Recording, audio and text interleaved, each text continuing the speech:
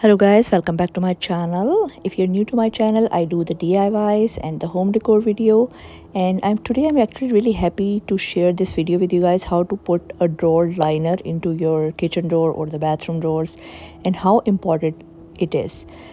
You won't believe me, this is the same liner which I made my first YouTube video with that, and it was I think about 7 years ago, and it's still the same and it works fine. You just need to wipe it.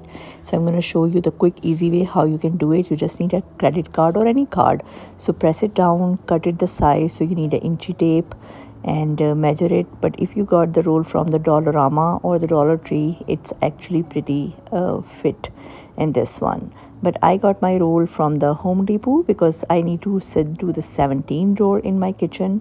So this is a better value from the Home Depot. But if you do just like 2-3 drawers, I think Dollar Tree have like $1.25, really nice price. And just wipe it after 7 years. I can't believe it. Basically it's a review how the liner works. Actually it's really good for your door, good for your furniture. It saves your wood, and it's easy to clean. You just have to wipe it or vacuum it, and that's it.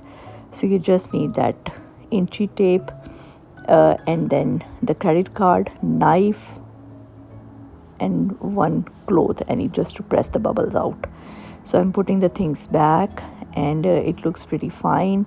So that's how I reorganize also my drawer. So I want to do this video for a very long time. That the video I did the first time, the quality wasn't bad, the voiceover wasn't bad. Actually it was no voiceover, so the quality, it was very wiggly video. So if you like the video so far, then give me thumbs up, subscribe the channel, hit the like button, and I'm gonna share more useful tips and hacks from your home. And this is another drawer I did quickly and put everything back. So far I'm really happy to give the review how it looks even after 7 or 8 years, after that much time, and they look pretty awesome. So you must have to draw your liner. I think this is the best way to save your furniture.